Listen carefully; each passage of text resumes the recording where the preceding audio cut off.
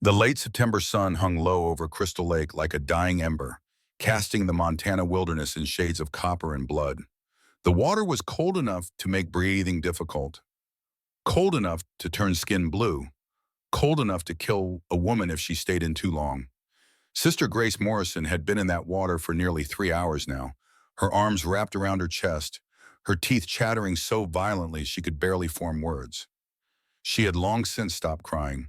The tears had frozen on her cheeks, and besides, what was the point? No one could hear her out here. No one except God, and he seemed to have stopped listening a long time ago. On the shore, 15 feet up in the branches of a twisted pine tree, her black habit fluttered in the wind like a flag of surrender. Her white coif dangled from another branch, mocking her. The four men who had put them there were long gone, their laughter still echoing in her memory, their words cutting deeper than the cold water ever could. Grace closed her eyes against the memory, but it did no good. She could still see their faces, flushed with whiskey and cruelty, still see the way they had looked at her body with disgust so pure it was almost admiration. Colt Brennan, the ringleader, son of the richest man in 3 territories.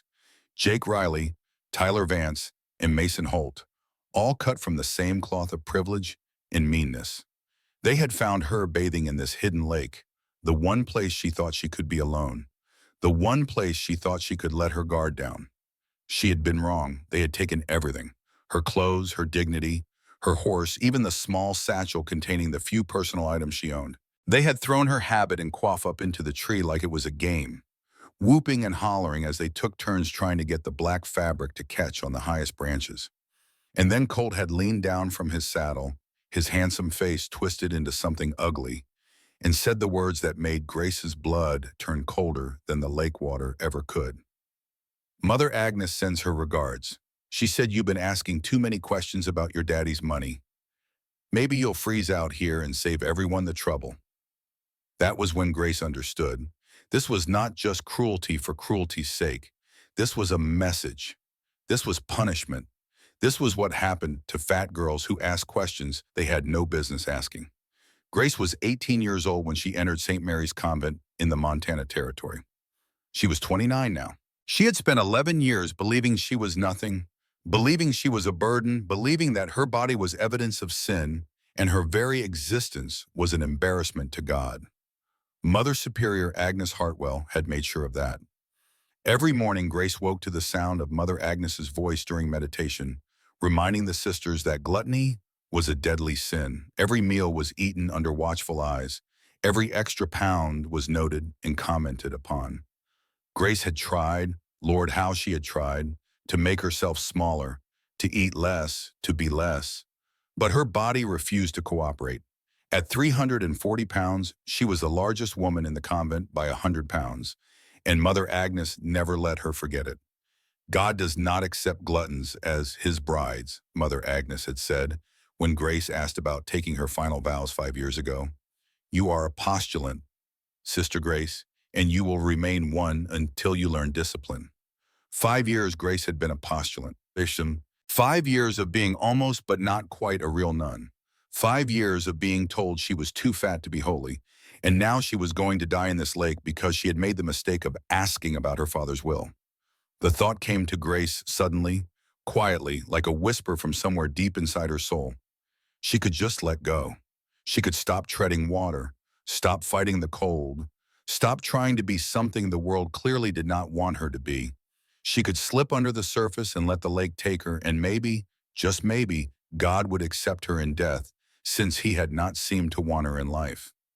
Grace took a breath, preparing to do exactly that, when she heard it. Hoofbeats. Heavy, steady, purposeful. Not the chaotic gallop of drunk young men, but the measured pace of someone who knew these mountains, who belonged here. Grace's heart stuttered in her chest. If it was Colt and his friends coming back, if they had decided that humiliation was not enough, if they wanted to do worse things and laugh at her, then she would rather drown than face them again. But the rider who emerged from the tree line was not Colt Brennan. Grace had lived in Montana Territory for 11 years, and she had never seen a man like this. He was enormous, easily 6'9", broad across the shoulders in a way that made him look like he had been carved from the mountain itself. He wore buckskins, dark with age and use, and his hair was long and black, shot through with silver at the temples, hanging loose past his shoulders. His beard was thick and untamed, covering the lower half of his face, and a scar ran from his hairline down across his right cheek, disappearing into the beard. He sat on a massive Appaloosa horse, and even from a distance, Grace could see the knife at his belt, the rifle across his saddle, the coiled rope hanging from his saddle horn. This was not a man from town. This was not a man who followed anyone's rules but his own. This was the mountain man they whispered about in Stillwater, the half-Cherokee, half-Scottish hermit who lived somewhere up in the high peaks and came down twice a year to trade furs and buy supplies. Grace had heard the stories. They said he had killed a dozen men. They said he could track anything that walked or crawled. They said he had turned his back on and civilization both, and that the wilderness had claimed him as its own. They said his name was Elijah Blackwood, though most people just called him Eli, and he was looking right at her. Grace's first instinct was to sink lower in the water, to hide herself, to disappear. But she was already up to her chin, and if she went any lower, she would be underwater entirely. So she froze, her arms locked around her chest, her eyes wide with terror. And then Eli did something that Grace would remember for the rest of her life. He turned his back. Not slowly, not reluctantly, but immediately and completely. One moment he was looking in her direction, the next he had swung his horse around so that he faced the tree line, his back to the lake. And then he spoke, his voice low and rough, like stone grinding against stone. "Sister, you hurt?" Grace could not speak. Her throat was too tight, her teeth chattering too hard. She managed a sound that might have been a no. "Those boys touch you?" Eli's voice was still calm, still controlled, but there was something underneath it now, something cold and dangerous. "No," Grace managed to get out. They took my clothes?" Silence. The wind moved through the pines. Eli's horse shifted its weight, but he did not move, did not turn around. "I ain't gonna look," Eli said. "You got my word on that. Cherokee honor. You understand?" Grace did not understand anything except that this man, this dangerous man, was offering her something no one else had in years, respect. "I understand," she whispered. "My cabin's 2 hours uphill," Eli continued, his voice steady and matter-of-fact. "I'll ride there. Bring clothes, bring blankets, come back for you. Can you stay in the water that long? It's warmer than the air this time of night." Grace's voice broke. Why would you help me?" Eli was quiet for a moment. Then he said, "Because 15 years ago, I couldn't help someone who needed it. I won't make that mistake twice." Before Grace could ask what he meant, Eli touched his heels to his horse's flanks and rode off into the trees, moving fast but not reckless. A man who knew every inch of this mountain. Grace watched him go, watched until the last glimpse of horse and rider disappeared into the shadows. And then she was alone again with the cold and the dying light and the terrible choice she had almost made. She stayed in the water because Eli had told her to. She stayed because he had said he would come back. She stayed because, for the first time in longer than she could remember, someone had seen her and not looked away in disgust. The sun set, the temperature dropped. Grace's body began to shake so hard she thought her bones might break. She counted seconds, then minutes, then lost track entirely. Time became meaningless. There was only the cold in the dark and the increasingly desperate hope that Eli had meant what he said. And then, just when Grace thought she might actually die out here, just when hypothermia began to feel like a warm blanket instead of a death sentence, she heard the hoofbeats again. Eli rode out of the darkness like something from an old story, like a ghost or a guardian angel or something in between. He dismounted before his horse had fully stopped, moving with surprising grace for such a large man, and he walked to the edge of the lake, carrying a bundle in his arms. He set it down on a flat rock, then walked backward, counting his steps out loud, until he was a full 40 paces away. Then he sat down on the ground, his back to the lake, and called out, "There's clothes on the rock, sister. Men's clothes, but they're clean and warm. Take your time. I ain't going nowhere, and I ain't looking." Grace's hands were so numb she could barely feel them. It took 3 tries to pull herself out of the water, and when she finally managed it, she collapsed on the rocky shore, gasping, her entire body convulsing with shivers. For a moment, she could not move, could not do anything except lie there and try to remember how to breathe. But Eli's voice cut through the haze. "Sister, you gotta move. You gotta get those clothes on. You hear me?" Grace heard him. She crawled to the rock, each movement in agony, and found the bundle he had left. A flannel shirt, so large it could have fit 3 of her. Wool pants with a rope belt, thick socks, moccasins that looked handmade, and a heavy coat made of bear fur, lined with something soft. She had never worn men's clothing in her life. The vow of modesty she had taken, even as an unofficial postulant, forbade it. But modesty seemed like a luxury she could not afford right now. So Grace pulled on the clothes with shaking hands, rolling up the sleeves and pant legs, cinching the belt as tight as it would go. Everything was too big, but it was warm and it was dry, and for the first time in hours, Grace felt like she might actually survive this night. "I'm dressed," she called out, her voice hoarse. Eli stood and turned around. He looked at her for a long moment, his face unreadable in the moonlight, and then he walked toward her. Grace tensed, every instinct screaming at her to run, to hide, to protect herself. But Eli stopped a respectful distance away and simply said, "Can you walk?" "I think so."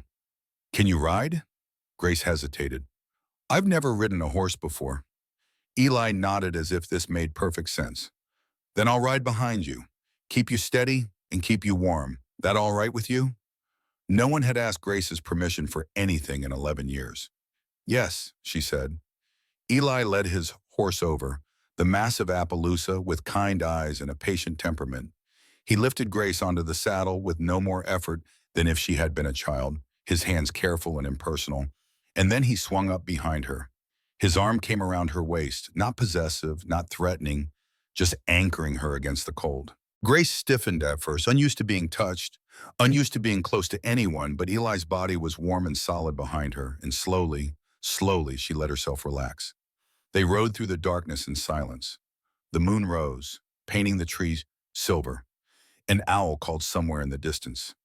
Grace's shivers began to ease as warmth seeped back into her body, and for the first time since Colt Brennan had thrown her habit into that tree, she felt something other than fear. She felt safe. Halfway through the ride, Grace found her voice again. "They said you were Cherokee." "Half," Eli said from behind her. "Mother was Cherokee. Father was a Scottish trapper who came west looking for beaver and found love instead."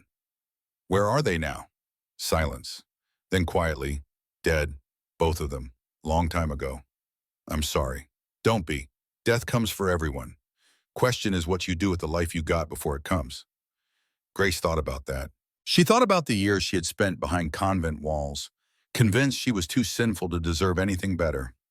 She thought about the lake in the moment when she had been ready to let go. "I almost died tonight," she said. "Not from the cold. Before you came, I was going to let myself sink." Eli's arm tightened around her, just slightly. "But you didn't." "No, I heard your horse. Then I'm glad I came when I did." They rode on. Grace gathered her courage. "Why did you turn your back when you first saw me?" "Because you're a woman in distress, not a spectacle. And because, oh," Eli paused, choosing his words, "because 15 years ago, my wife drowned herself in a river because she couldn't stand the way people looked at her anymore.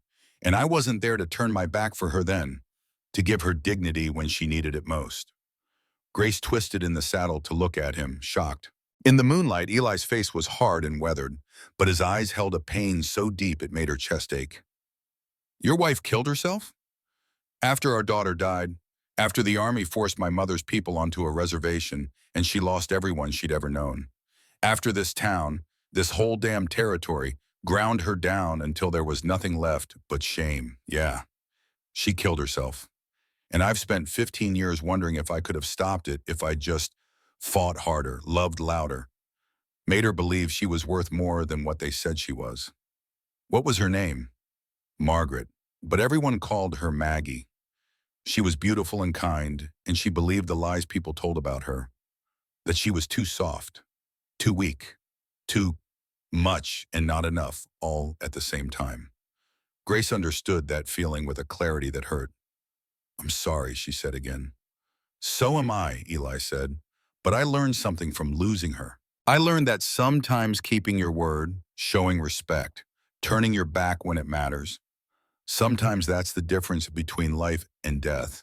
And I swore if I ever got another chance to do right by someone, I wouldn't fail again." "Is that why you helped me? Because of her?" "Partly, but also because you're a human being who needed help. Shouldn't be more complicated than that." They crested a rise and Eli's cabin came into view. It was larger than Grace had expected. A sturdy two-story log structure with smoke curling from the stone chimney and a well-kept garden visible even in the moonlight. Lamplight glowed in the windows. It looked warm. It looked like home. "We're here," Eli said. He dismounted first, then helped Grace down, his hands steady and sure. "Can you stand?" Grace tested her legs. They shook, but they held. "I think so." "Good. Let's get you inside and warm." The interior of the cabin was a revelation. Grace had expected something rough, maybe even primitive, but what she found was a space that was clean and organized and surprisingly civilized. Bookshelves lined one wall, packed with volumes on everything from law to medicine to Cherokee history. A large stone fireplace dominated the main room, with a fire already burning low. Handmade furniture, simple but well-crafted, was arranged with care. Herbs hung drying from the rafters. A rifle and several knives were mounted on one wall, but they were clearly tools, not decorations. This was the home of a man who had chosen solitude, but who had not given up on being human. "Sit," Eli said, guiding Grace to a chair near the fire. "I'll make tea." Grace sat, watching as Eli moved around the cabin with quiet efficiency. He built up the fire, filled a kettle from a water barrel, hung it over the flames. He pulled dried herbs from the rafters and crushed them between his fingers, dropping them into a clay pot. His movements were economical, practiced, the movements of a man who had been taking care of himself for a long time. When the tea was ready, he poured it into a wooden cup and handed it to Grace, then retreated to the far side of the room to pour his own. He did not hover. He did not watch her drink. He simply gave her space and warmth and time.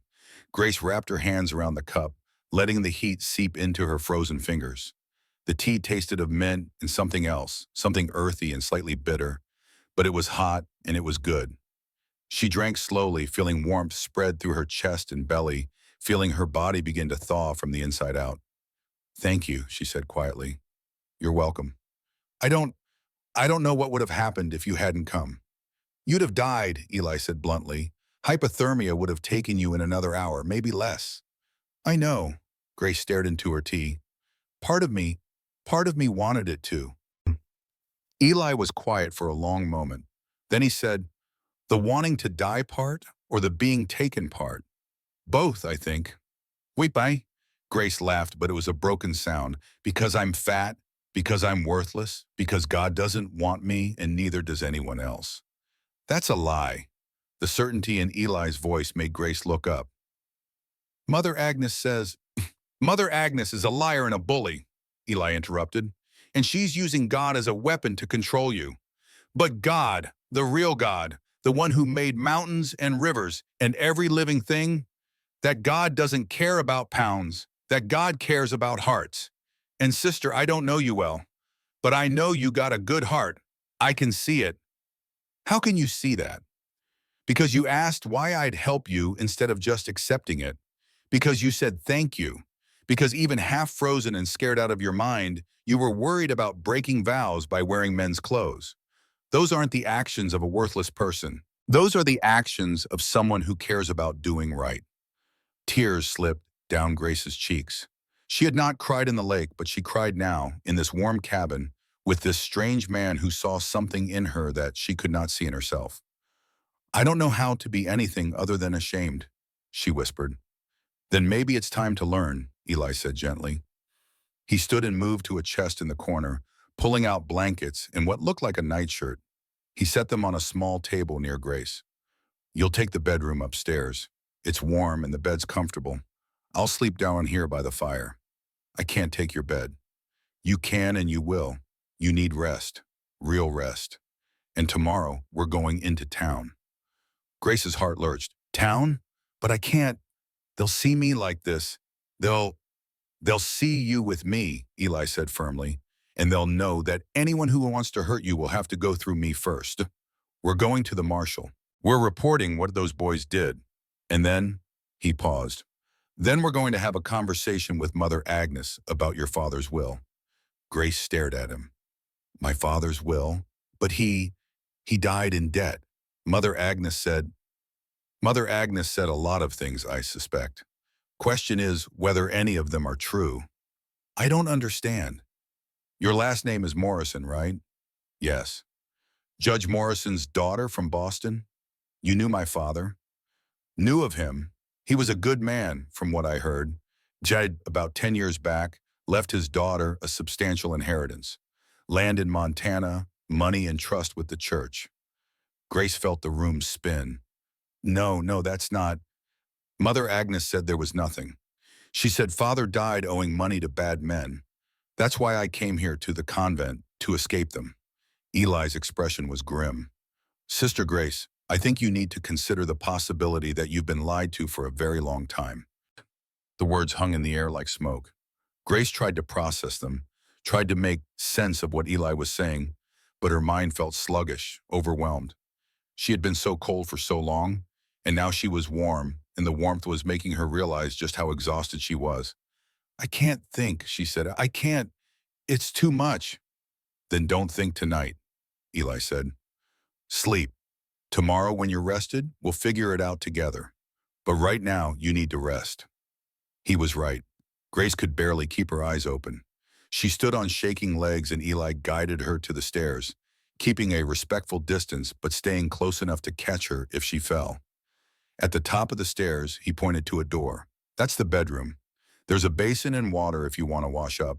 Clean nightshirt on the bed. Lock the door if it makes you feel safer. Will you be here in the morning? I'll be here, Eli promised. I'll be right downstairs. You're safe, Sister Grace. I give you my word. And somehow, impossibly, Grace believed him. She went into the bedroom and found exactly what he had promised. A simple room but clean and warm, with a real bed covered in quilts. A basin of water that was still warm from being near the fire. A nightshirt that was far too large but smelled of wood smoke and pine. She washed as best she could, changed into the nightshirt, and crawled into the bed. The last thing she heard before sleep took her was the sound of Eli adding logs to the fire downstairs, and the quiet murmur of his voice as he spoke to his horse outside. He was saying something in Cherokee, words she could not understand, but the tone was gentle and sad. He was mourning, she realized. Still mourning after 15 years. Still carrying the weight of the woman he could not save. Grace closed her eyes and let sleep claim her, and for the first time in 11 years, she did not dream of hell. She dreamed of mountains. Grace woke to the smell of coffee and wood smoke and something cooking that made her stomach clench with hunger. For a moment, she did not know where she was. The bed was too shiny, the quilts too warm, the light coming through the window too golden and peaceful. Then memory flooded back. The lake, the cold, Colt Brennan's cruel laughter, and Eli, the mountain man who had turned his back to give her dignity when no one else would. She sat up slowly, her body aching in places she had not known could ache. Her muscles were sore from the cold, her throat raw from the water she had swallowed, her hands still tender where the rough bark had scraped them as she tried to climb the tree to reach her habit. But she was alive. Against all odds and despite her own despair, she was alive. The nightshirt Eli had given her hung almost to her ankles. She found her borrowed clothes from the night before folded neatly on a chair, clean and drawn. Someone, Eli she assumed, must have washed them while she slept. The gesture was so thoughtful, so unexpected, that it brought tears to her eyes. Grace dressed quickly, her fingers clumsy with the unfamiliar fastenings of men's clothing. When she looked at herself in the small mirror above the wash basin, she barely recognized the woman staring back. Without her coif and habit, with her hair loose and tangled around her shoulders, wearing oversized buckskins and moccasins, she looked nothing like Sister Grace Morrison. She looked like someone else entirely. Someone wilder, someone freer. someone who might actually deserve to be saved. She made her way downstairs carefully, her legs still unsteady. Eli was at the stove, his back to her, stirring something in a large iron pot. He had his hair tied back today, revealing the full extent of the scar that ran down his face. In the morning light, Grace could see that he was older than she had first thought, probably in his early 40s, with lines around his eyes that spoke of years spent squinting into sun and wind. "Morning then," he said without turning around. "How'd you sleep?" "Better than I have in years," Grace admitted. "How did you know I was awake?" Floorboards creak different when someone is walking on them than when a house is settling. Eli glanced over his shoulder, and for the first time Grace saw him smile. It was a small smile, barely there, but it transformed his face. "Also, you breathe different when you're nervous. You breathing nervous right now, sister?" "A little," Grace said honestly. "Don't be. Sit, eat, then we'll talk about what comes next." The breakfast Eli set before her was simple but substantial. Venison stew left over from the night before, warm cornbread with butter, coffee so strong it made her eyes water. They ate in the same comfortable rhythm as the night before. Eli gave her space, never watching, never judging. Just two people sharing a meal. It was becoming familiar now, this quiet respect. Grace found herself relaxing in ways she hadn't thought possible. When they were finished, Eli collected the bowls and washed them in a basin, then turned to face her properly. "We need to talk about your father," he said, "and about Mother Agnes, and about what those boys did to you yesterday. But before we do, I need to know something. Are you ready to hear things that might hurt?" Grace wrapped her arms around herself. "I don't know if I'll ever be ready, but I need to know the truth." Eli nodded. He pulled a chair over and sat down, keeping a respectful distance but close enough that Grace could see his eyes, could read the honesty there. 10 years ago, Judge James Morrison died in Boston. Heart attack, the papers said. He left behind a daughter, Grace, who was 18 at the time. He also left behind a will that was filed with the territorial courthouse here in Montana. I know this because 2 years ago, I was in town buying supplies and I heard a couple of lawyers arguing about it in the saloon. They were saying it was a shame that the Morrison girl had never claimed her inheritance, that Mother Agnes was sitting on prime land that could be worth a fortune if the railroad came through. Grace's hands began to shake. Inheritance? But Mother Agnes told me Father died owing money. She said creditors would have taken everything, that I was only safe because I entered the convent. That was a lie, Eli said flatly. Your father left you 240 acres of land at the base of Blackstone Ridge. He also left $12,000 in Weissmuth, held in trust by the church until you turned 21 or left the convent, whichever came first. The room tilted. Grace gripped the arms of her chair, trying to breathe, trying to understand. 240 acres, she whispered. $12,000.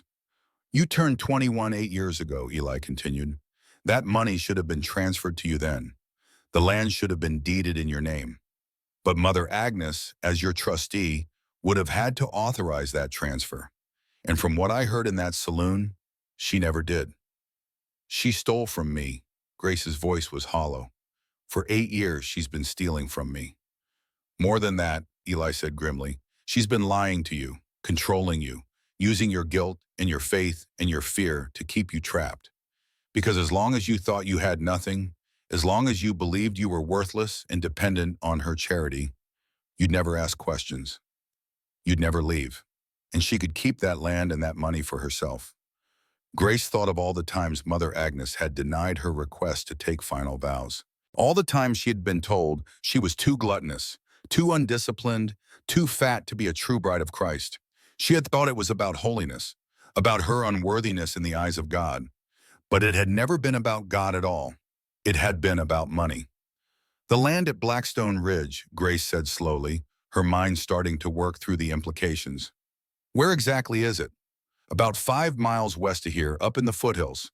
Good timberland, freshwater springs, and a plateau that's perfect for building. But more than that, it's right in the path of where the Northern Pacific Railroad wants to lay track. If that railroad comes through, and all signs say it will within the next 2 years, that land will be worth 10 times what it is now, maybe more. And Mother Agnes knows this. Everyone knows it. The railroads have been surveying through here for months. Your land, Grace, it's not just valuable. It's the key piece. The railroad needs it for the route to make sense. Without it, they'd have to go 20 miles north through rough country, add months to the construction, millions to the cost. Whoever owns that land has leverage. Real leverage. Grace felt something shifting inside her. Something hard and cold settling where fear and shame had lived for so long. Mother Agnes doesn't own it. I do. That's right. And she's been keeping me ignorant and afraid so I wouldn't know, so I wouldn't claim what's mine. That's right. Grace stood up, her legs steady now. I need to see the will. I need to see proof. Then we'll go to the courthouse today, Eli said. Marshal Grady is a fair man. He'll make sure you get access to those records.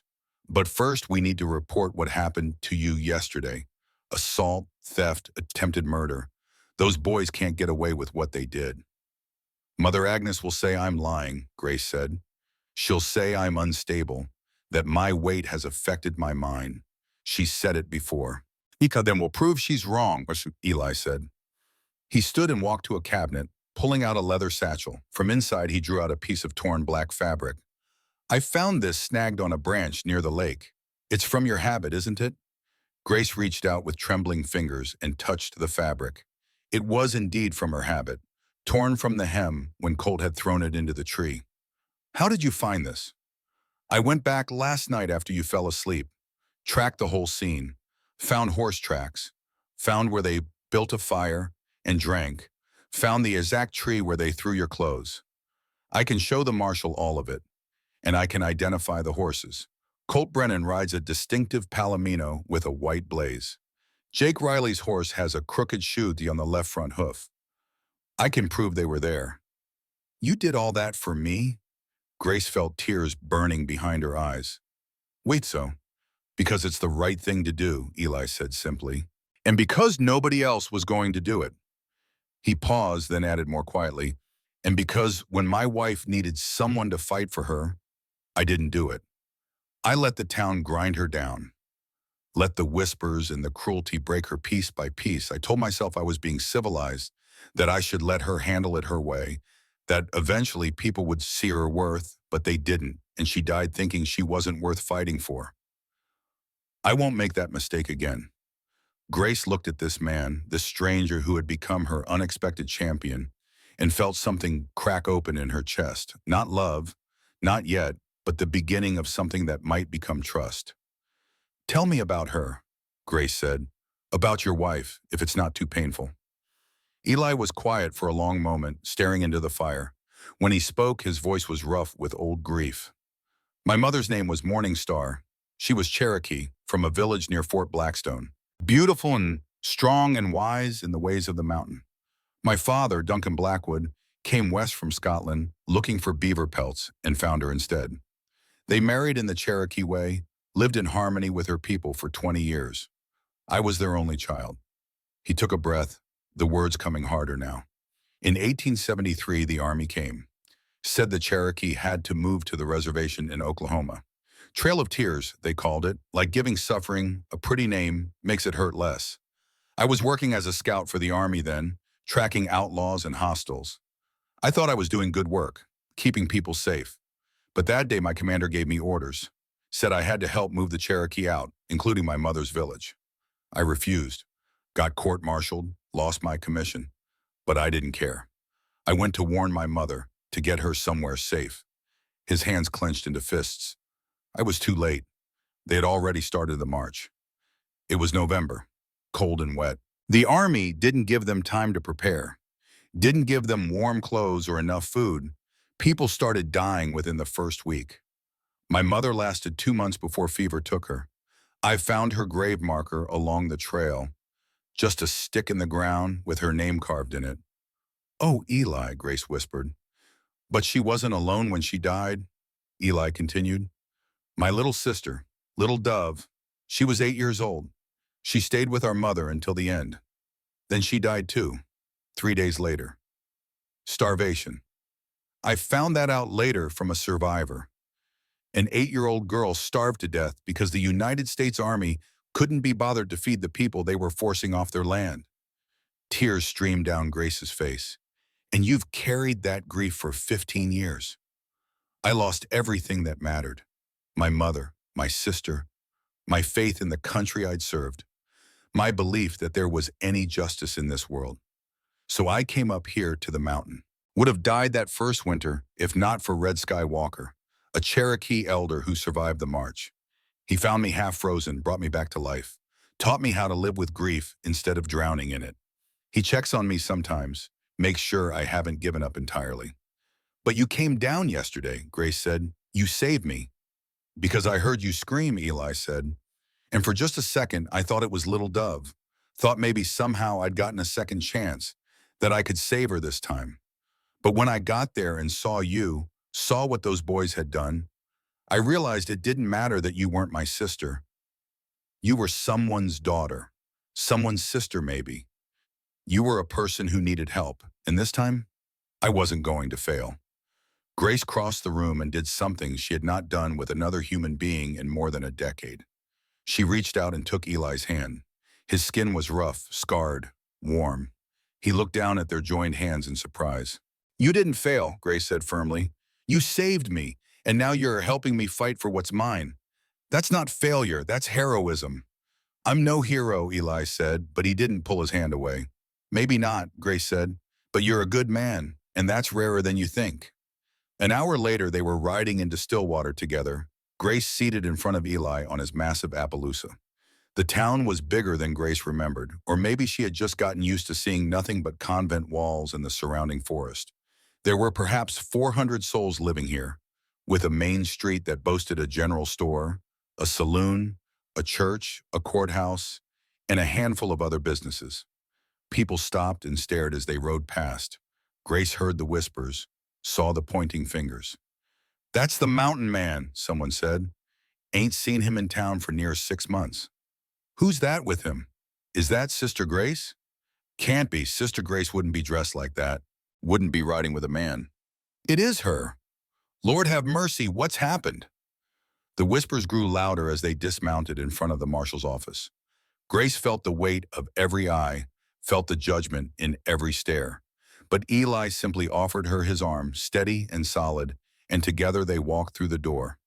Marshal Thomas Grady looked up from his desk, his weathered face creasing into a frown.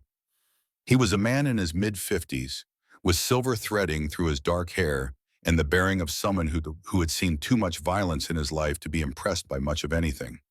But his eyes were sharp and assessing, and when he saw Grace's borrowed clothes and Eli's protective stance, those eyes narrowed.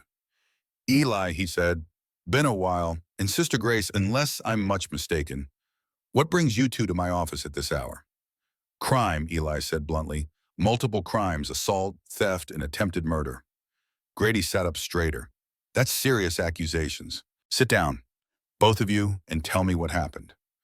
Grace told the story haltingly at first, then with growing confidence as Eli's presence beside her gave her strength. She told about going to Crystal Lake to bathe, about Colt Brennan and his friends finding her there, about the things they said and did.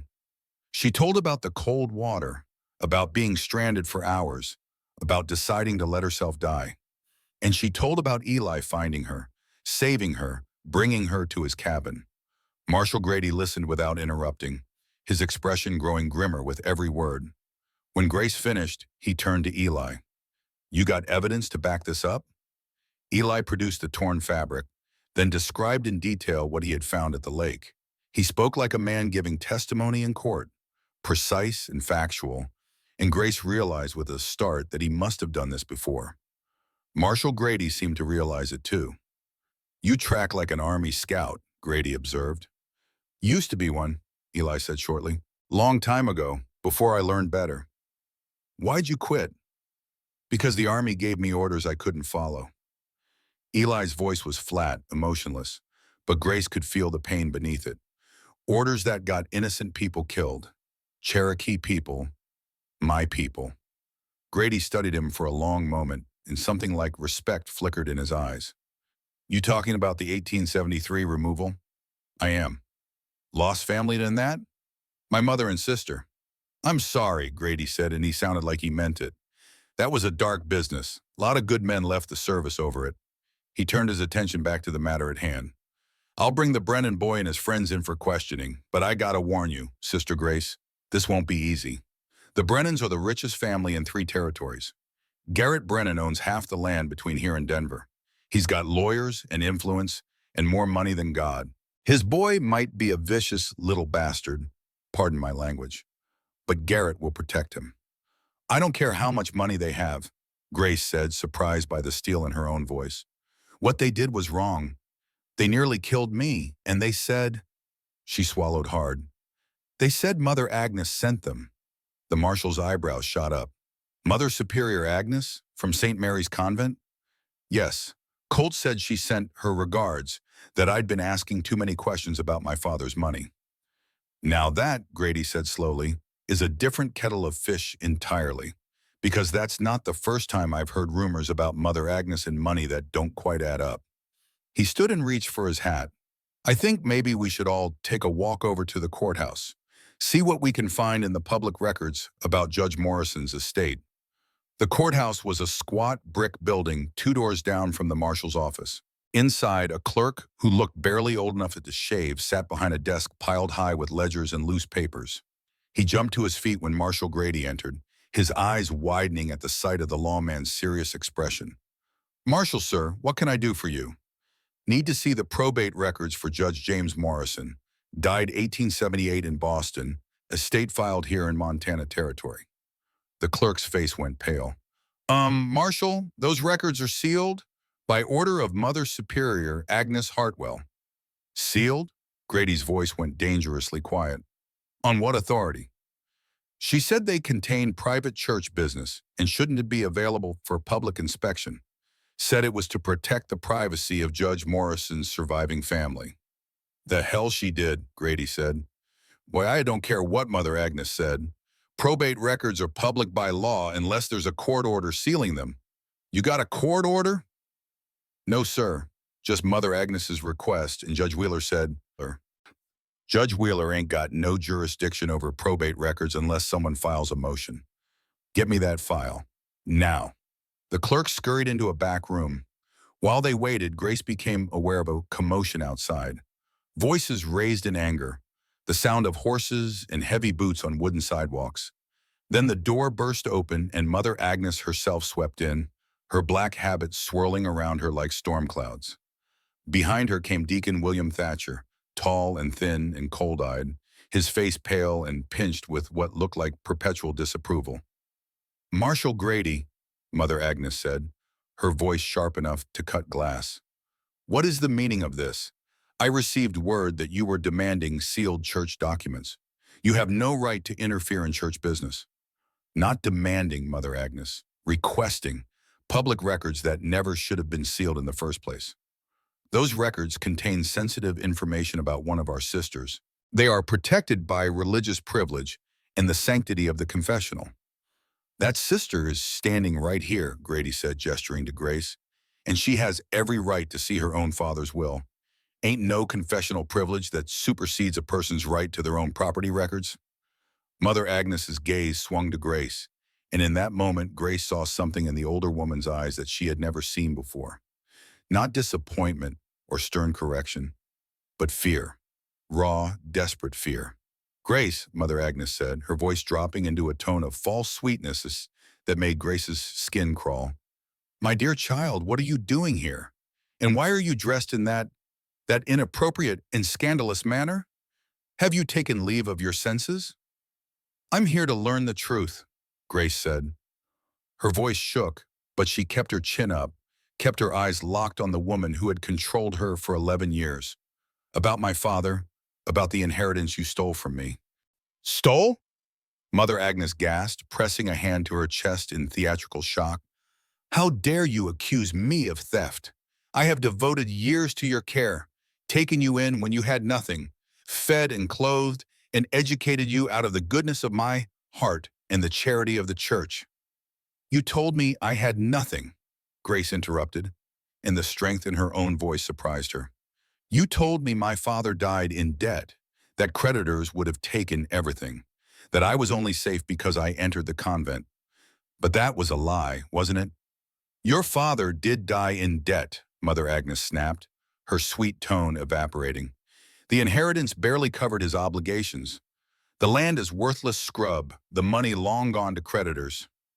Then you shouldn't have any objection to showing us the probate records, Marshal Grady said mildly. Should be simple enough to prove your story if it's true. The clerk emerged from the back room carrying a dusty leather folder tied with faded ribbon. Found it, Marshal. Morrison Estate, filed June 1878. He set it on the counter with a thump that sent dust motes dancing in the sunlight, streaming through the window. Grady untied the ribbon and opened the folder. Grace moved closer, Eli a solid presence at her back, his hand resting lightly on her shoulder. Together they read the document that would change everything. Last Will and Testament of James Arthur Morrison.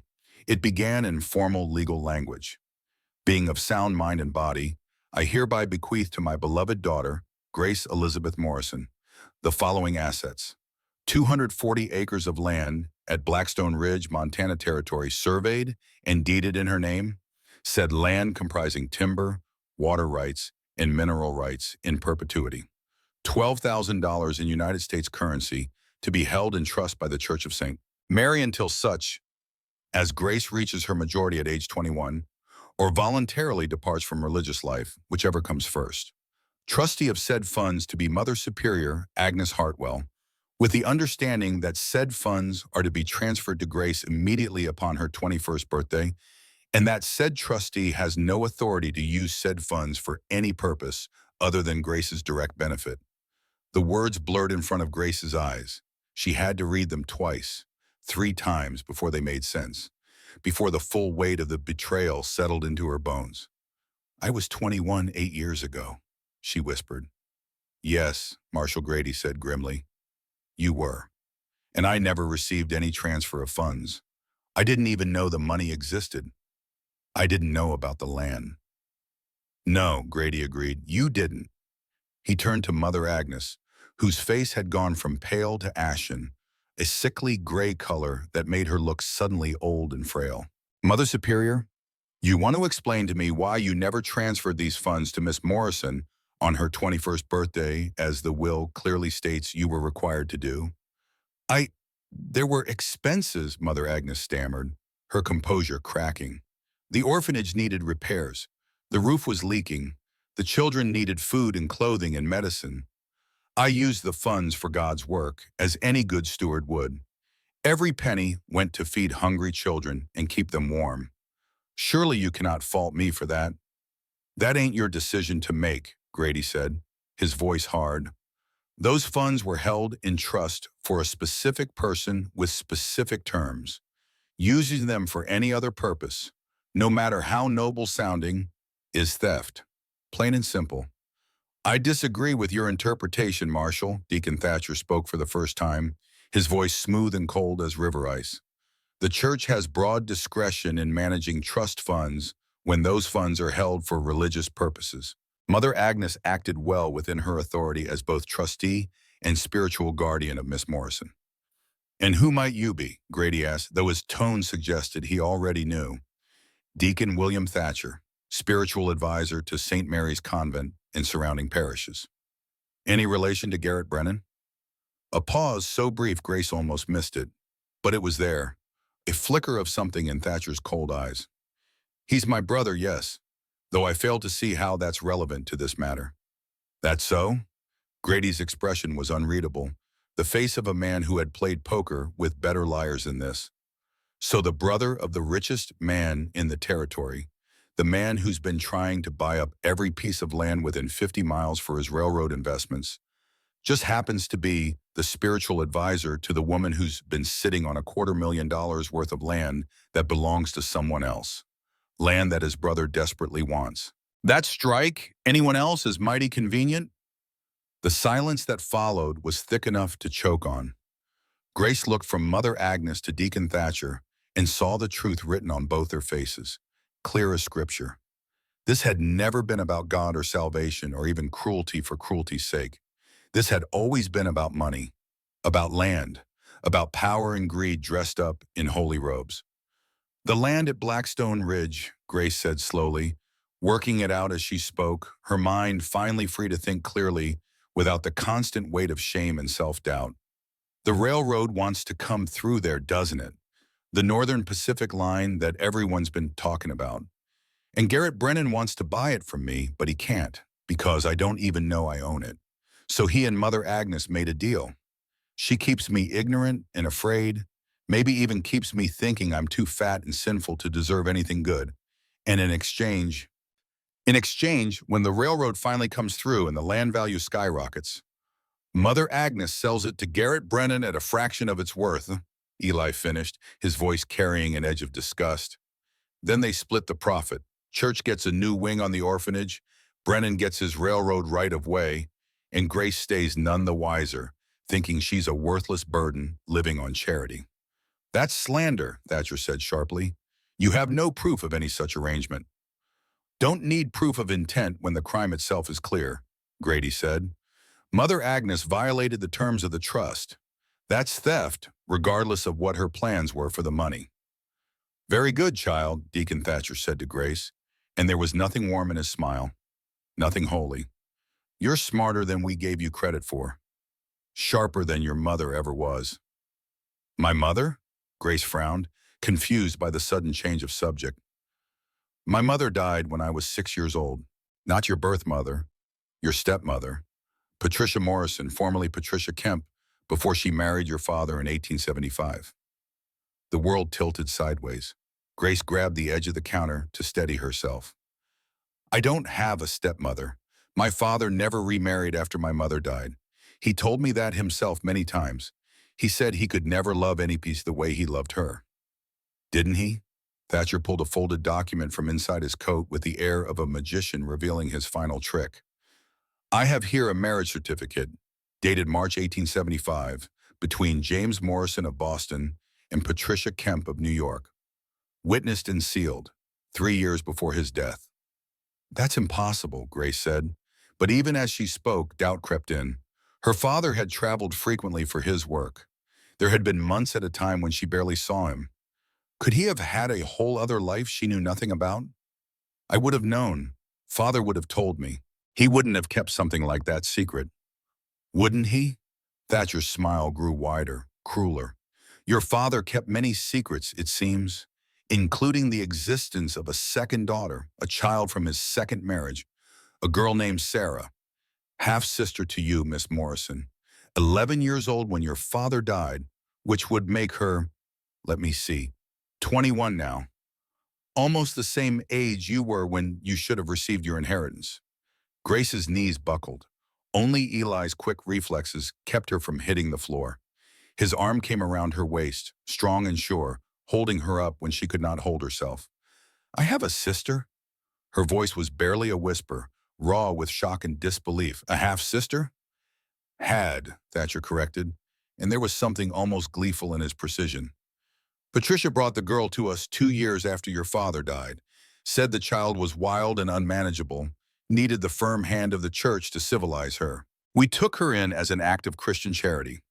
Sarah Morrison lived at St. Mary's for 3 years before we were able to place her in a good position. What kind of position? Eli asked, his voice deadly quiet. A textile mill in Philadelphia. Good, honest work. Character building. Far better than she would have had living on the streets. You sent an 11-year-old girl to work in a factory? Grace could barely form the words.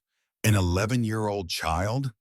We provided opportunities for children who had none, Mother Agnes said, but her voice wavered, lacking its usual authority. It's not our fault if some could not handle the rigors of honest labor. How many? Grace asked. She pulled away from Eli, standing on her own now, fury burning away her shock and steadying her shaking legs. How many children have you sent away? How many have you sold? We don't sell children, Mother Agnes snapped, her mask of benevolence finally cracking completely.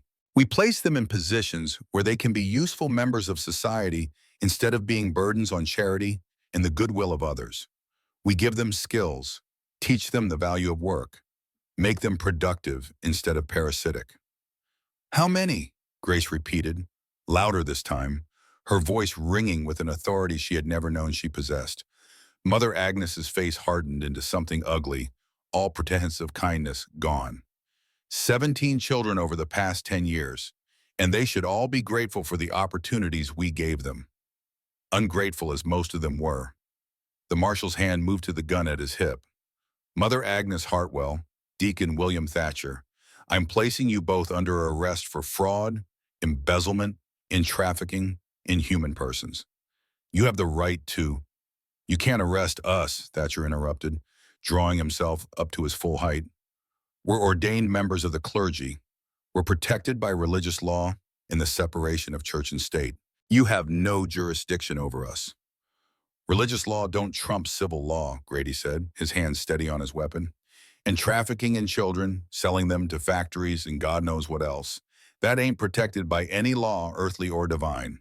Now you can come quiet, or I can drag you out in chains and let the whole town watch. Your choice. What happened next was chaos. Deacon Thatcher lunged for the door, moving with surprising speed for a man of his age and build. But Eli was faster.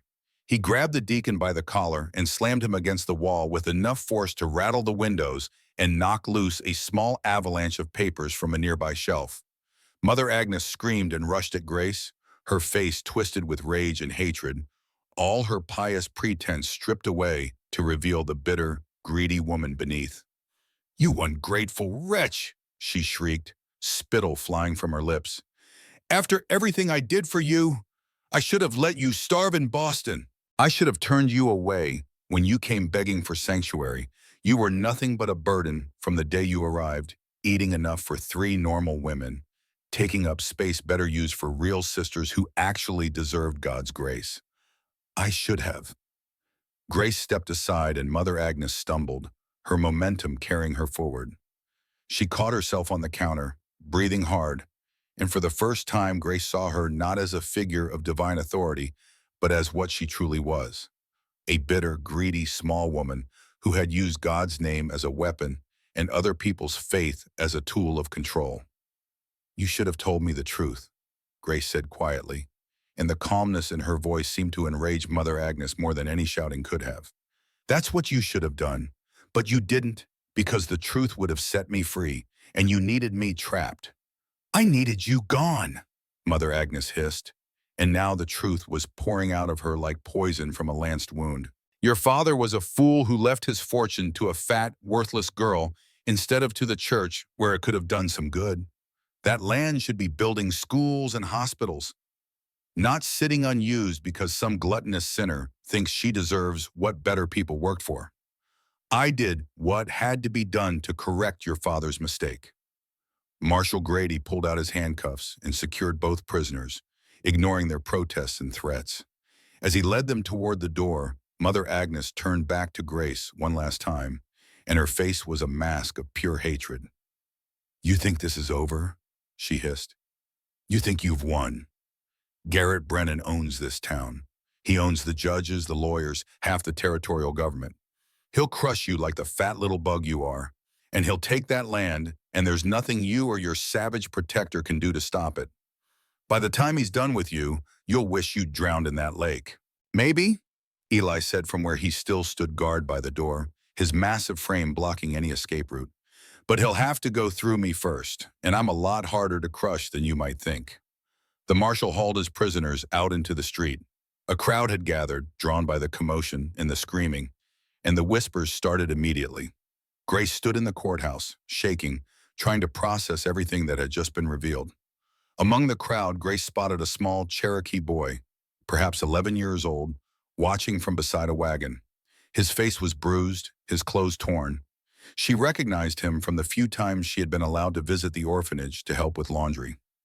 Little Bear, they called him. The boy Mother Agnes beat for speaking Cherokee. The boy Deacon Thatcher dragged by the ear through town, calling him a savage. Their eyes met. Little Bear gave her the smallest nod, a gesture of recognition, of solidarity. Then he disappeared back into the crowd. She had land worth a fortune. She had money that had been stolen. She had a half-sister she had never known about, sold into factory labor at 11 years old. And she had enemies with more power and wealth than she could imagine. Enemies who would stop at nothing to take what was hers. Grace, Eli's voice was gentle. He had moved to stand beside her without her noticing, and now his hand rested lightly on her shoulder, warm and steadying. Breathe, just breathe. She breathed, in and out, in and out. The simple act of filling her lungs and emptying them again, the most basic function of life, suddenly felt like a victory. I have a sister, she said. Yeah, you do. And Mother Agnes sold her into slavery when she was just a child. Yeah. I have to find her. I have to bring her home. I have to tell her that someone wants her, that she's not alone. We will, Eli promised, and the certainty in his voice made Grace believe it might actually be possible. But first, we need to deal with Garrett Brennan and his boy, because Mother Agnes was right about one thing. He's not gonna let this go easy. Man, with that much money and that little conscience, he'll come at us hard. As if summoned by the speaking of his name, a rider came galloping into town at a speed that sent dust flying and people scattering out of the way. He pulled up in front of the courthouse and dismounted in a hurry, his horse lathered and blowing, foam dripping from its bit. Grace recognized him as one of Garrett Brennan's ranch hands, a young man named Tommy or Timmy or something like that. Marshal, he shouted, his voice cracking with urgency. Marshal Grady, you need to come quick. There's been an attack at St. Mary's. Someone set fire to the orphanage. Grace's heart stopped. The children. 23 children lived in that building. Children as young as 5. Children who depended on the adults around them for protection. Children who had already lost so much. The children, she gasped. Oh God, the children are still there. She was running before anyone could stop her, out the door and down the street toward where she knew St. Mary's stood on the eastern edge of town. Behind her, she heard Eli shouting her name, heard the marshal calling for help in organizing men to fight the fire, but she did not stop. Could not stop, because 23 children were in that building, and if they died because of her, because she had dared to stand up to Mother Agnes and claim what was rightfully hers, she would never forgive herself, would never be able to live with that guilt. She ran faster than she had ever run in her life, her borrowed boots pounding the dirt street, her lungs burning, her heavy body moving with desperate purpose. She rounded the corner past the general store and saw it. Black smoke rising against the clear morning sky, flames visible through the windows of the orphanage building. And standing in front of the burning structure, herding children away from the flames, was a small figure that Grace recognized even at a distance. Little Bear, the Cherokee boy she had tried so hard to protect.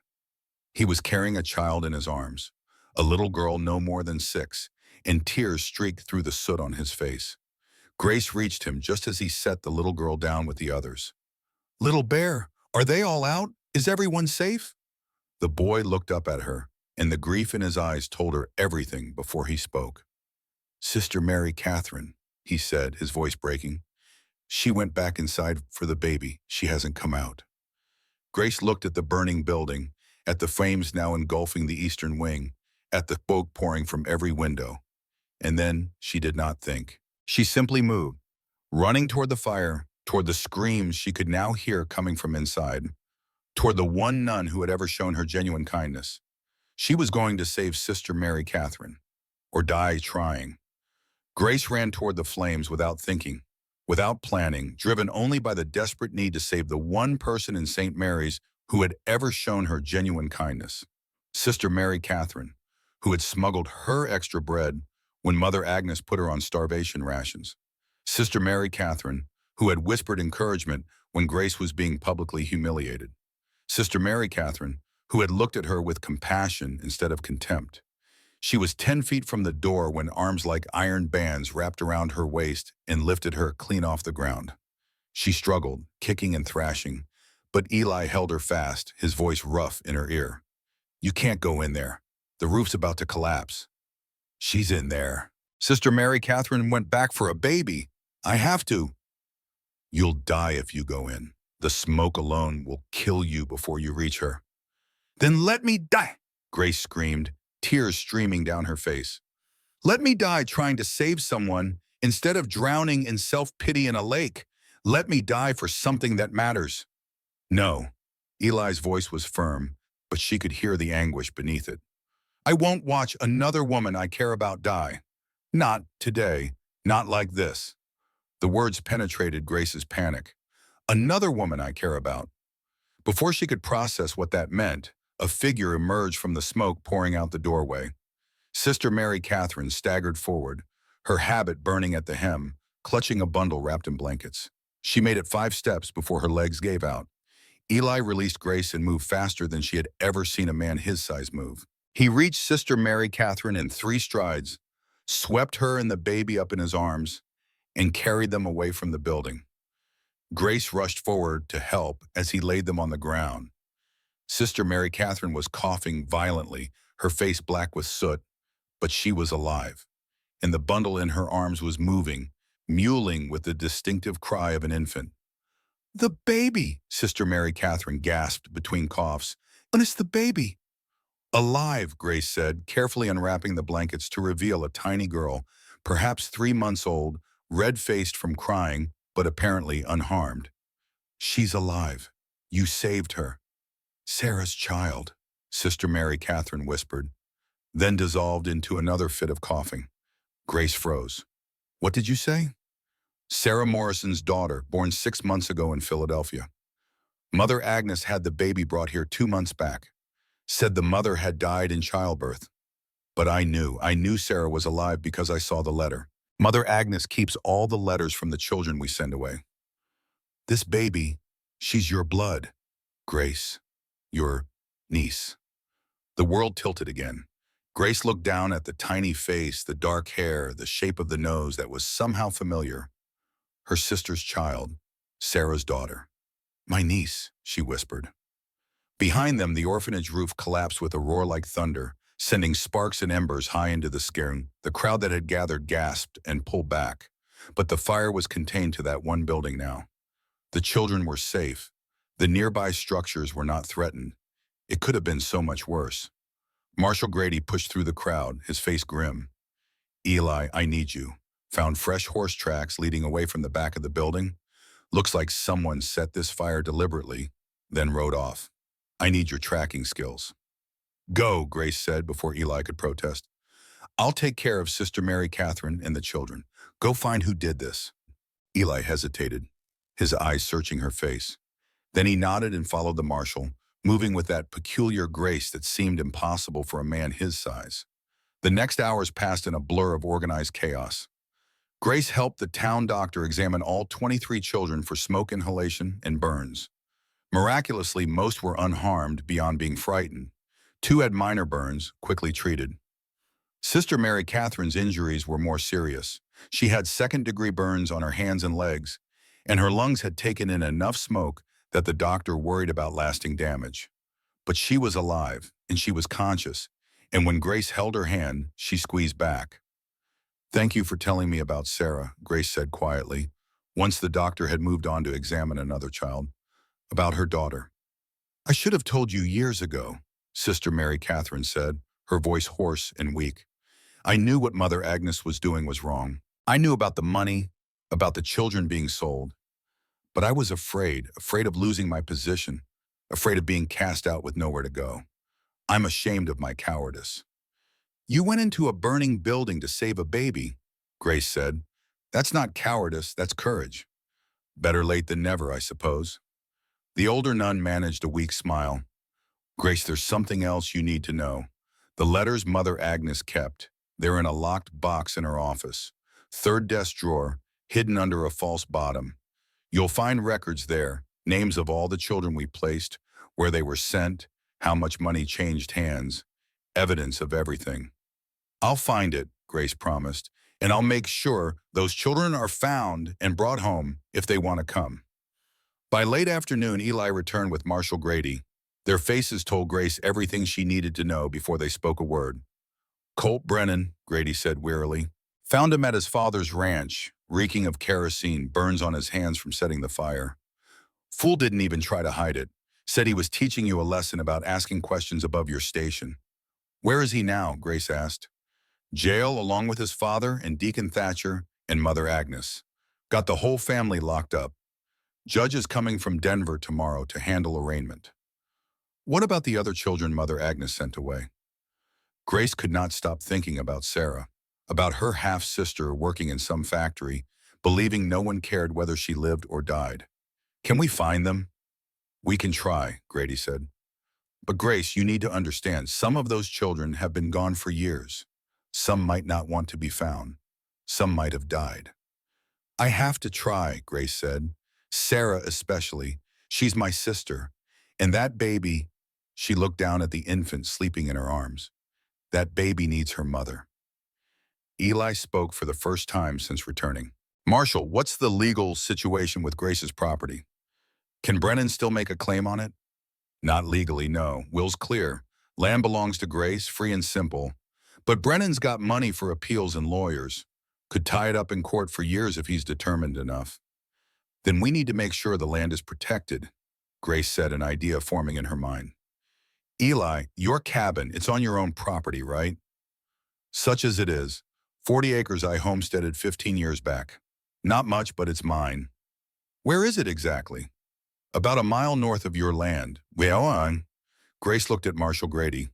If I were to marry someone, would my property become joint property under territorial law? Grady's eyebrows rose. Generally speaking, yes. Both spouses would have claim to property acquired before or during the marriage. Why do you ask? Grace took a deep breath and turned to Eli. Her heart was pounding, but her voice was steady. Because I want to propose a partnership. A marriage of convenience, if you're willing. Your land and mine together would be enough to negotiate with the railroad directly. We'd have leverage, protection, and Brennan couldn't claim I'm an incompetent woman who needs a guardian if I have a husband. Eli stared at her for a long moment. Grace, you don't have to. I know I don't have to, but I want to. You saved my life. You've stood by me when no one else would. You've shown me more respect and kindness in 2 days than I received in 11 years at that convent. I'm not asking for a real marriage, just a legal partnership. Unless, she faltered, suddenly uncertain, unless you don't want to be tied to someone like me. Someone like you, Eli repeated slowly.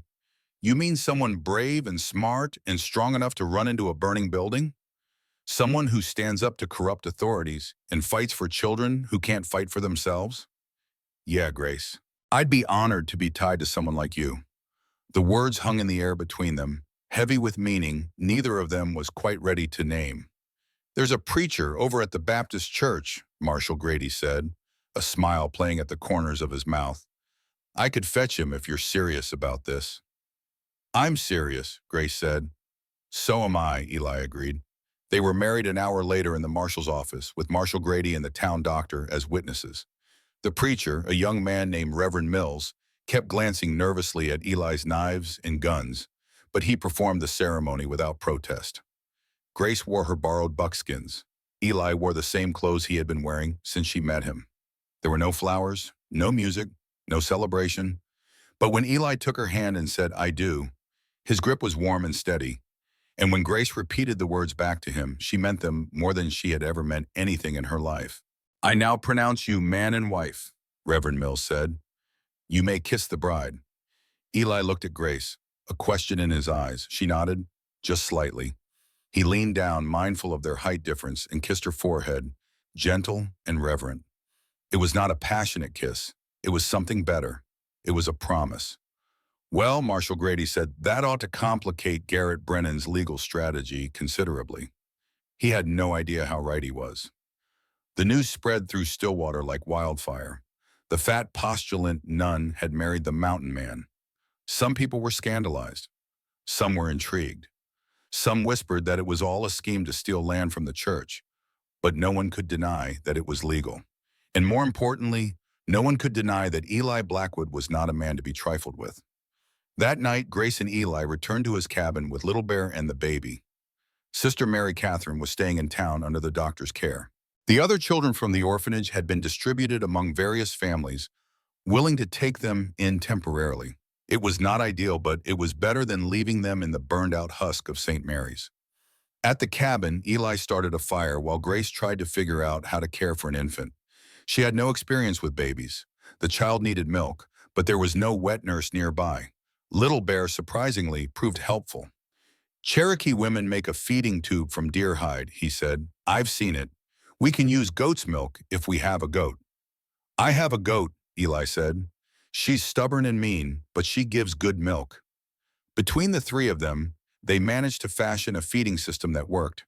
The baby, who they learned from Sister Mary Catherine's records was named Hope, drank eagerly and then fell asleep in Grace's arms. Grace sat by the fire, rocking the tiny body, marveling at the weight of this new responsibility. You're good with her, Eli observed from where he sat mending a piece of harness leather. I'm terrified, Grace admitted. I don't know what I'm doing. None of us do when we start, but you're trying. That's what matters. Little Bear had already fallen asleep on a pile of blankets near the fire, exhausted from the day's trauma. Grace looked around the cabin, at this space that was now somehow her home, and felt overwhelmed by how much her life had changed in just 2 days. Eli, she said quietly, about this marriage. I meant what I said about it being a partnership. I don't expect, that is, I won't ask you to. Grace, Eli set down his work and looked at her. I know what you're trying to say, and I appreciate the consideration. This cabin has 2 rooms upstairs. You and the baby can have one. Little Bear and I will share the other. We'll work together, but I won't pressure you for anything more than that. You have my word. Or relief in something that might have been disappointment warred in Grace's chest. Thank you. That said, Eli continued, I want you to know something. This might have started as a marriage of convenience, but I meant my vows. You're my wife now, and I protect what's mine. I'm not property, Grace said, but there was no heat in it. No, you're not. You're a partner, an equal. But that doesn't change the fact that anyone who tries to hurt you will have to go through me first. Grace felt tears prick her eyes. Why are you so kind to me? Because you deserve kindness, Eli said simply. Because you're worth protecting. And because, he hesitated, then continued, because I haven't felt this alive in 15 years. Since I lost my family, you've reminded me what it means to have something to fight for. Before Grace could respond, a sound from outside made Eli tense. He was on his feet in an instant, rifle in hand, moving to the window. Grace held Hope closer, her heart pounding.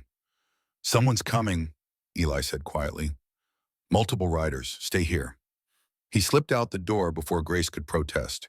She heard voices outside, low and tense.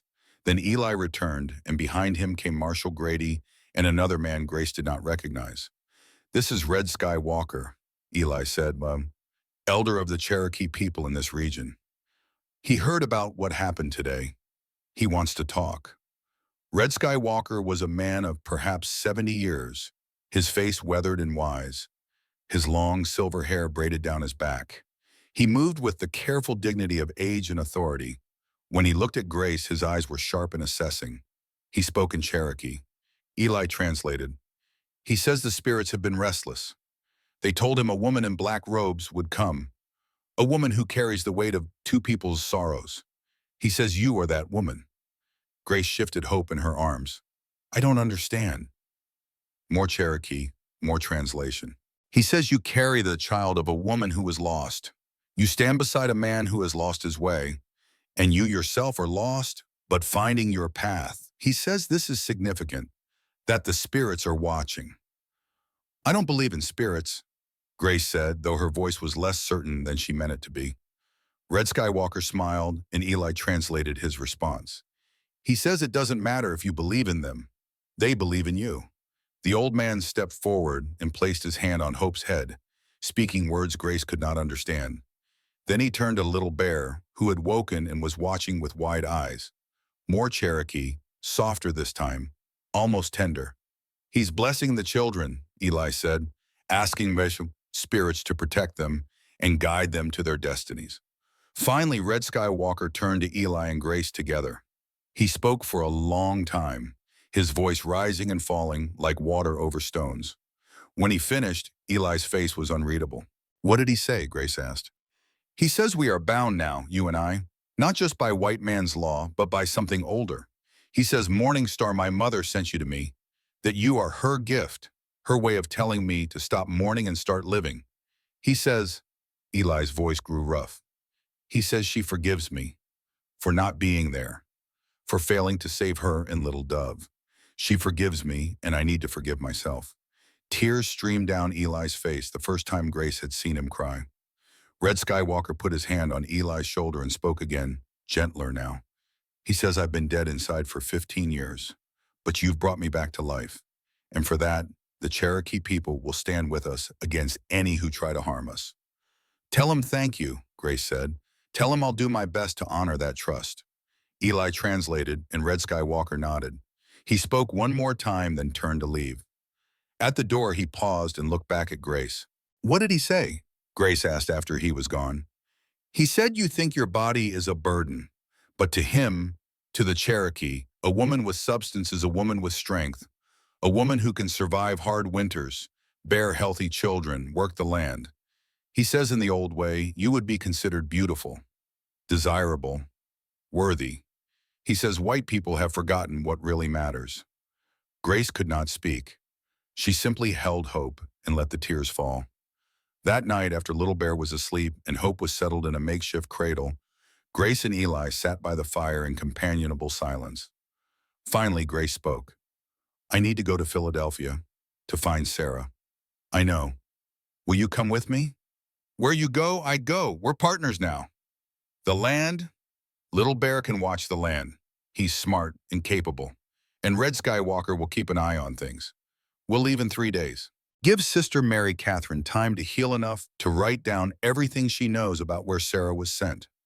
3 days, Grace repeated. It seemed both too long and not long enough. Grace, Eli said, there's something I need to tell you about today when you ran toward that fire. I know it was foolish. It was the bravest thing I've ever seen, and when I grabbed you, when I said I wouldn't watch another woman I cared about die, I meant it. I care about you, Grace. This might have started as a practical arrangement, but it's becoming something more, at least for me. Grace's heart hammered in her chest. For me too, she whispered. I didn't expect it. I didn't think anyone could ever, but you see me, really see me, not the fat body or the shame or the failure. You see me. I see a woman worth knowing, Eli said, worth protecting, worth, he hesitated, worth loving, maybe, if you'd allow it. I don't know how to be loved, Grace said honestly. I don't know if I'm ready. Then we'll learn together. No rush, no pressure, just possibility. Grace nodded, unable to speak past the lump in her throat. They sat in silence for a while longer. Then Eli stood and banked the fire. Get some rest, he said. Tomorrow we start building our future. The next 3 days passed in a flurry of activity. Marshal Grady brought news that Mother Agnes and Deacon Thatcher had been formally charged with fraud, embezzlement, and child trafficking. Colt Brennan faced charges of assault, attempted murder, and arson. Garrett Brennan, as the patriarch, was being investigated for conspiracy. The trial would take months, maybe years. But the wheels of justice were turning. Within days, she recovered enough to provide detailed records of every child sent away from St. Mary's over the past decade. 17 children in total, some as young as 8 years old, all sent to factories, mines, or wealthy homes as servants, all paid for with blood money that went into Mother Agnes's coffers. Grace and Eli spent hours poring over the records, making plans. They would start with Sarah, who was closest and whose location was most certain. Then they would work through the list, one child at a time, offering them a choice.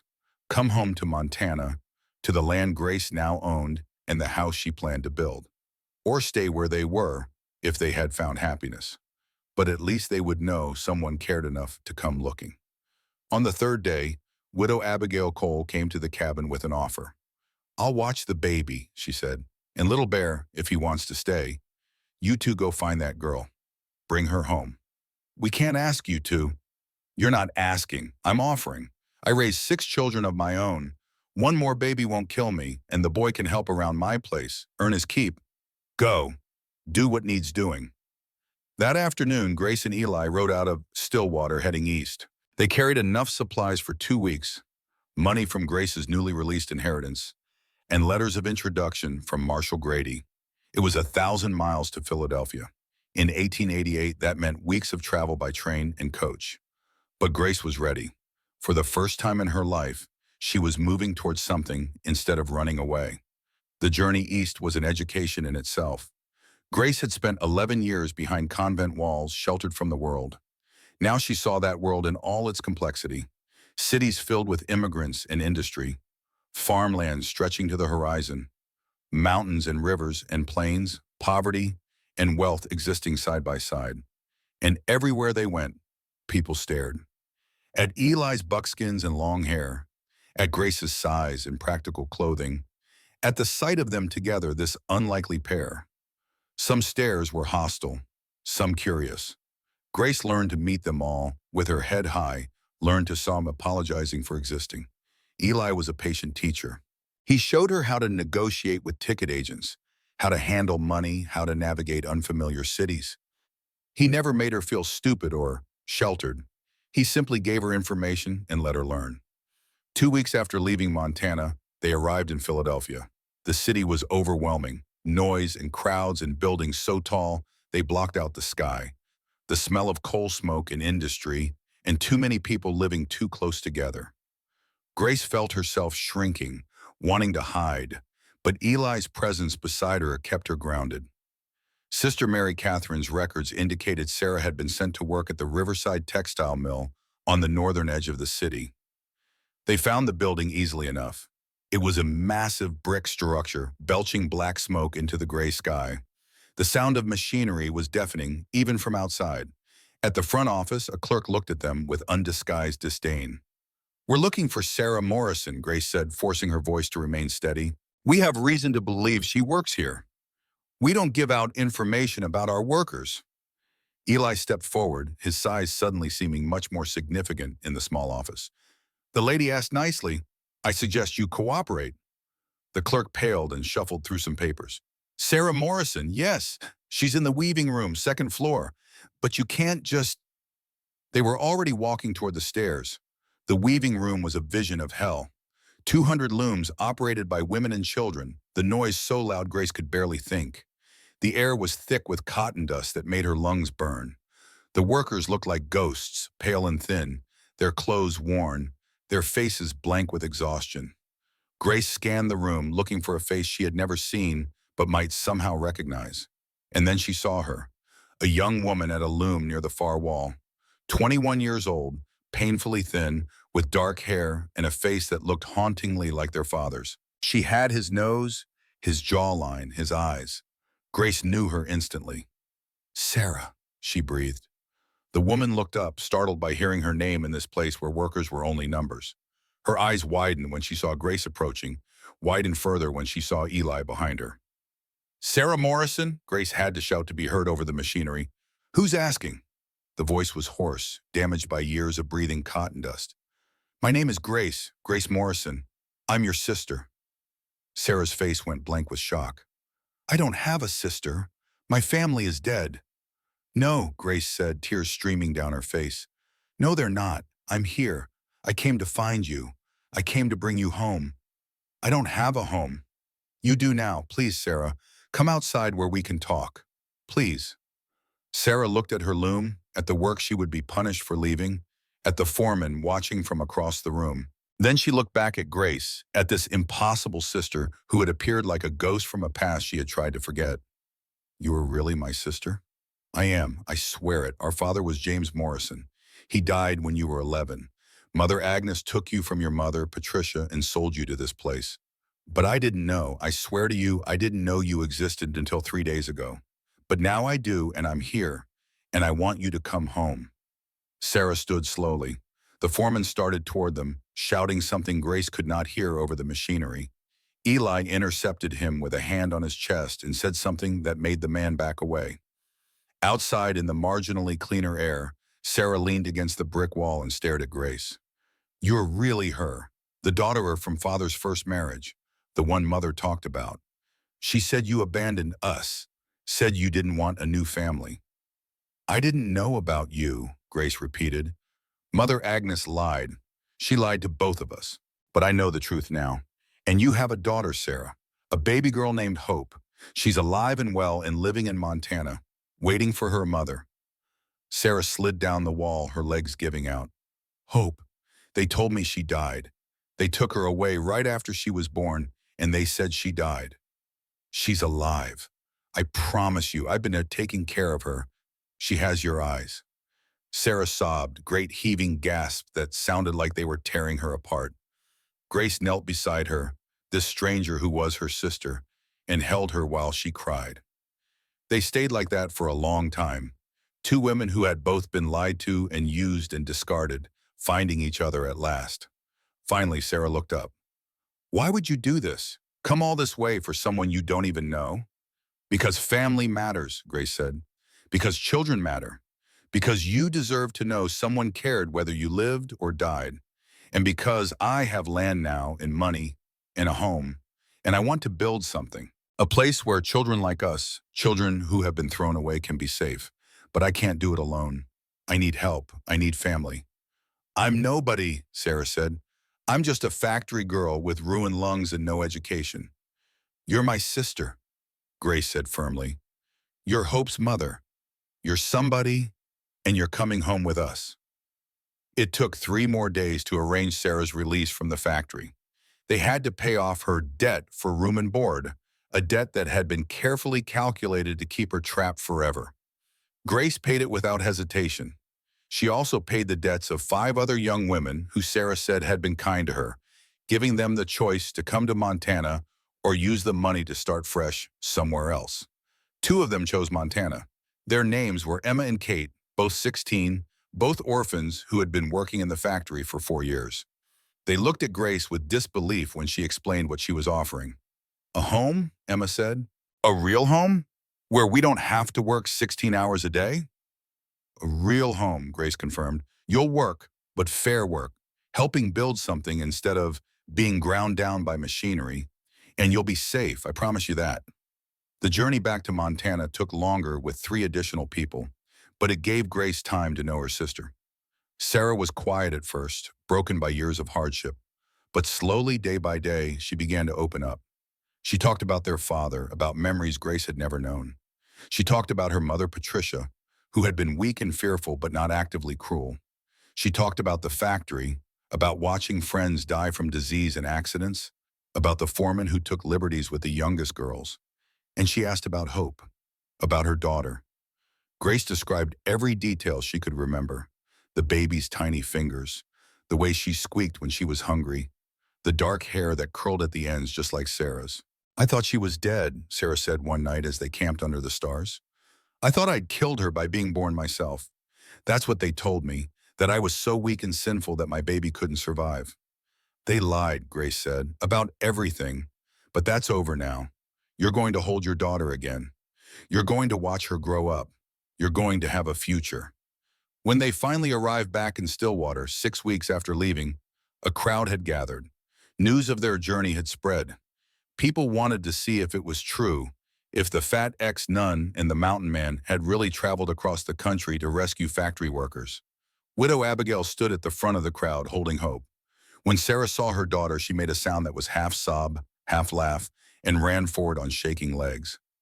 She took the baby in her arms, and Hope, who did not know her mother but sensed something important was happening, reached up and touched Sarah's face. "My baby," Sarah whispered, "my Hope." The crowd watched in silence. Even the most hardened skeptics found themselves moved by the reunion. That night in Eli's cabin that was somehow also Grace's cabin now, they all gathered around the fire. Sarah held Hope and would not let her go. Little Bear had grown in the 6 weeks they were gone, more confident and stronger.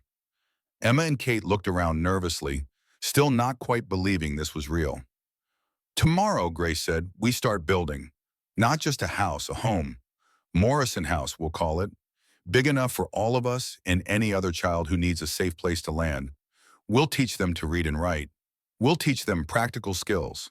We'll teach them that their worth doesn't depend on what they look like or how much they weigh or whether society thinks they're valuable. We'll teach them they matter." "That's a big dream," Eli said, but he was smiling. "I've spent 11 years dreaming small," Grace said. "Living small, being small or trying to be. I'm done with that. I'm dreaming big now." "Then we'll build big," Eli said. He looked around at the unlikely family they had assembled. All of us together. The next year passed in a blur of construction and growth. Grace and Eli used her inheritance to build Morrison House on her land, a two-story structure large enough to house 30 people comfortably. They hired builders from town, but they also did much of the work themselves, along with Little Bear and Sarah and anyone else who wanted to help. Word spread. More children came. Some were brought by Marshall Grady, orphans from across the territory. Some came on their own, runaways from abusive situations. Grace turned no one away. If they needed a home, Morrison House was there. She also began corresponding with the other children from Sister Mary Catherine's list. Some wrote back, some did not. 3 more eventually made the journey to Montana. Others sent word they were happy where they were, but grateful to know someone cared. The trial of Mother Agnes and the Brennans dragged on for months. Eventually, justice was served. Mother Agnes was sentenced to 15 years in prison. Deacon Thatcher received 20. Colt Brennan got 7 years for arson. Garrett Brennan, the patriarch, managed to avoid prison through expensive lawyers, but he was financially ruined by the legal fees and settlements. His empire crumbled. His name became synonymous with corruption. Grace watched it all from a distance, feeling neither triumph nor satisfaction, just sadness for all the wasted years, all the broken children, all the cruelty done in God's name. But she also felt hope, because Morrison House was thriving, because Sarah was healthy and happy, watching Hope take her first steps, because Little Bear had been reunited with distant Cherokee relatives and now moved between two worlds with confidence, because Emma and Kate had discovered they had talent for teaching and were helping younger children learn to read, and because Grace herself had changed in ways she never could have imagined. She no longer wore the habit. She dressed in practical skirts and boots, her hair braided simply. Her body was still large, probably always would be, but she had stopped seeing it as an enemy. It was strong. It could work all day, building and teaching and caring for children. It could lift heavy loads and dig in gardens and chop wood. It was her body, and it was enough. More than enough if Eli's eyes were to be believed. Their marriage had remained platonic for the first 6 months, both of them too busy and too uncertain to change the arrangement. But slowly, inevitably, things shifted. A brush of hands while working together, a shared smile across the dinner table, Eli's arm around her shoulders on a cold night, no longer just practical warmth, but something more. One evening in early spring, a year after they married, Grace found Eli on the porch of Morrison House, watching the sunset paint the mountains gold and purple. "Beautiful," he said as she joined him. "Yes," she agreed, not sure if he meant the view or something else. "Grace," Eli said, "I need to tell you something. This past year, working beside you, building this place, watching you become the woman you were always meant to be, I've fallen in love with you. Completely. Irrevocably. I know we said this was just a partnership, and I'll respect that if you want to keep it that way, but I needed you to know, you're not just my wife on paper. You're the woman I love." Grace's heart felt too large for her chest. "I love you too," she said, the words coming easier than she expected. "I think I've loved you since the moment you turned your back at the lake, since the moment you saw me as a person worth protecting instead of a problem to be solved." "Can I kiss you?" Eli asked. "Not on the forehead like at our wedding, a real kiss." "Yes," Grace breathed. He kissed her slowly, tenderly, a kiss that spoke of patience and respect and possibility. When they pulled apart, Grace was crying, but these were tears of joy. "I never thought anyone would want me like this," she whispered. "Then you underestimated yourself," Eli said. "You're extraordinary, Grace Blackwood, and I'm the luckiest man alive." That night, their marriage became real in every sense. Eli was gentle and patient, careful of Grace's inexperience and her lingering fears about her body. But he worshipped her with his hands and his mouth and his words, showing her that every curve, every softness, every inch of her was beautiful to him. Grace learned what it meant to be wanted, to be desired, to be loved not despite her body, but with it, as it was. The years that followed were not without challenges. Building Morrison House into a sustainable operation required constant work and fundraising. Some people in Stillwater never accepted what Grace was doing, muttering about wasted charity and spoiled children. There were lean winters and difficult decisions, But there was also joy. Hope grew into a bright, curious child. Sarah met and married a widower from town, a kind man who treated her daughter as his own. Little Bear became Thomas Gray Cloud again, the first Cherokee student to attend the Territorial University. Emma and Kate both became certified teachers. The children who came to Morrison House learned and grew, and eventually left to build lives of their own. But they always knew they had a place to return to. Grace never lost the weight. She stopped trying. Instead, she focused on being healthy and strong and useful. And somehow, without her noticing exactly when it happened, she stopped thinking of herself as fat. She was simply Grace. Wife, mother figure to dozens of children, builder, teacher, fighter for those who could not fight for themselves. 5 years after that night at Crystal Lake, on a crisp autumn evening, Grace stood on the porch of Morrison House with Eli beside her. The house was full of light and laughter, 32 children currently in residence, all fed and safe and loved. "Do you ever regret it?" Eli asked. "Leaving the convent? Walking away from the religious life?" Grace thought about it seriously. "I thought being a nun meant serving God. But what I learned is that serving God means serving people. These children are my calling. This work is my prayer. I'm more faithful now than I ever was in that habit." "Your father would be proud," Eli said. "I think he would be," Grace agreed. She looked down at her hands, calloused and strong from years of hard work. "I spent so long thinking I was worthless, that my body made me unlovable, that I was a burden God couldn't accept. But I was wrong. I was always worthy. I just needed to find people who could see it." "I saw it from the beginning," Eli said. "That first night at the lake, when you were certain you were dying and worthless and disgusting, I saw a woman fighting to survive. A woman brave enough to ask for help. A woman worth saving. You did save me," Grace said. "But more than that, you taught me to save myself." They stood together in comfortable silence, watching the stars come out over the Montana mountains. In the distance, they could hear the sound of the Northern Pacific Railroad, which had finally come through 2 years ago. Grace had negotiated a fair price for the right-of-way across her land, money that now funded Morrison House's operations. Garrett Brennan had died penniless and forgotten. Mother Agnes had died in prison. Their schemes and cruelties had come to nothing, but Grace and Eli had built something that would last. "I love you," Grace said. "I love you too," Eli replied.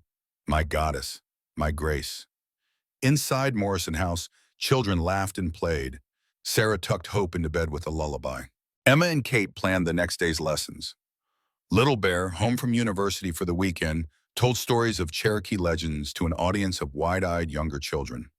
And Grace Blackwood, who had once believed she was too fat to be loved by God or man, stood in the home she had built and knew, with every fiber of her being, that she was exactly where she was meant to be, doing exactly what she was meant to do, loved exactly as she was.